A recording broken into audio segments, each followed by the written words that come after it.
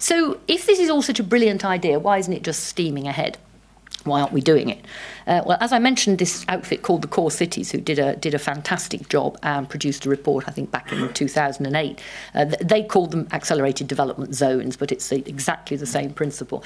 This did actually lead to a sort of hint in the budget 2009. You know, this sort of Delphic type of phraseology you get in budgets, where they, intimating that the government is interested in pursuing the exploration of possible, and on they go. They said they would look at the TIF concept in budget 2009.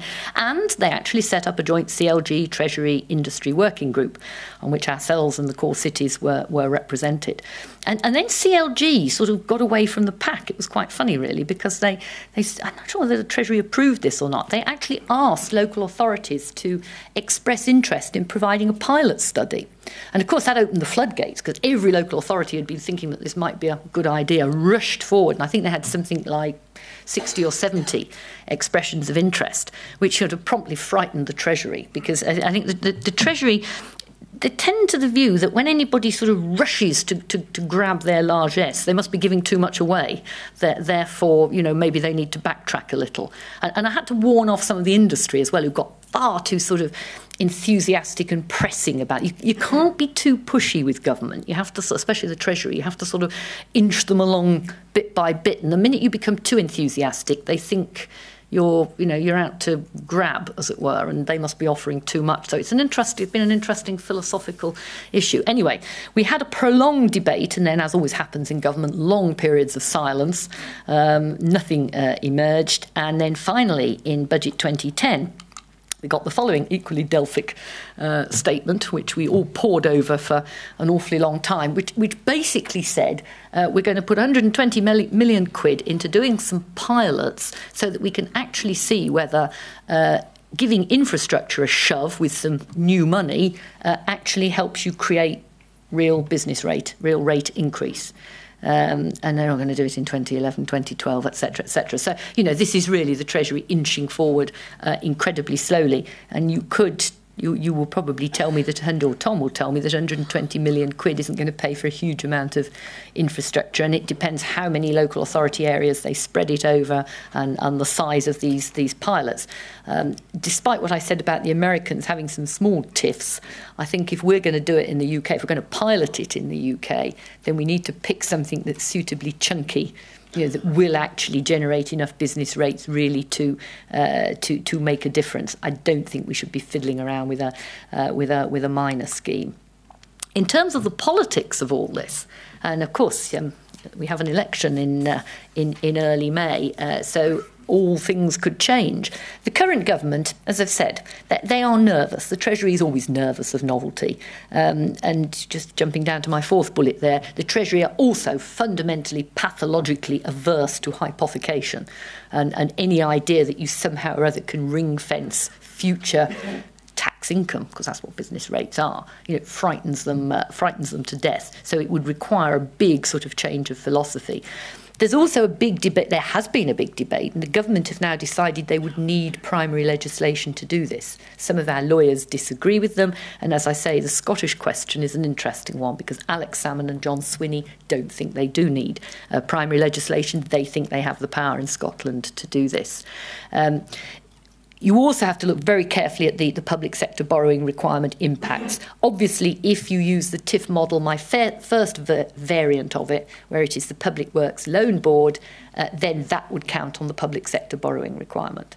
And so that doesn't get it all, it may get some of it, but doesn't get it off balance sheet for the government, which is a matter of concern to them. There is also a debate raging as to whether, if the developer finances it, whether that also has some impact on the public sector borrowing requirement, or at least on the way the public accounts are constructed. Because, of course, part of the deal is that you're hypothecating a future government rate income to pay back the developer, and that very act of ring-fencing future government income to spend or to pay to somebody else, incurs a charge. Well, so the local government finance gurus in CLG and the Treasury think, but local government finance is something that's always been something of a dark art to me, and I think to quite a lot of people. So we'll have to let them fight that one out. And as I mentioned, the current government were a bit frightened by the industry and local authority response. It was so enthusiastic they must have been doing something wrong. I think they decided. One of the officials in government, who shall be nameless, did actually say to us as we were walking out of one meeting with ministers, "I'd get on with briefing the Tories if I was you." This was some months ago. We have, of course, been briefing the Tories. They are very keen on the concept of local bonds. I had long discussions with Caroline Spellman, who's actually a Midlands MP with a constituency sort of on the borders, on the edge of Birmingham. And she, at one stage, was very keen to look at how you might establish some sort of local authority bond to fund the improvements to New Street Station. Department for Transport actually finally coughed up some cash for that, so that one slightly went away. So the Tories have been traditionally keen on local bonds. But as a party, and certainly their Treasury team, are very nervous about anything that smacks of enhanced debt. And of course, the first time they thought about TIFs, they said, well, it's all about borrowing. You're going out and doing borrowing in order to do some work, even if you have a mechanism to pay it back later. So we've had to work quite hard with them to overcome this nervousness about debt. I think probably the best I would say with the Tories is that they're coolly interested. They're not exactly rushing at this with enthusiasm, but they're going to need quite a lot of work if they are the party that pulls the strings after the 6th of May. And who knows at the moment. So, in conclusion, we would say that a TIF mechanism would be a hugely valuable tool in the armoury for financing local infrastructure. I don't for a moment pretend that it's going to deal with the whole problem, and I'm sure Tom would agree, having looked at the scope of the problem, that we should be looking at lots of different ways of tackling it, not just one. I mean, I love the idea of the National Infrastructure Investment Bank. I think, back that as well, but this might be another way of adding some more resources to the pot. But it won't be a panacea, and it's not a freebie. You don't ever create something out of nothing. There has to be payback. If you can persuade, say, the private sector as opposed to local government to finance a TIF, they will want a return. They will want a return on the investment. You'll have to pay back the capital. It's got to be financially, structurally sound.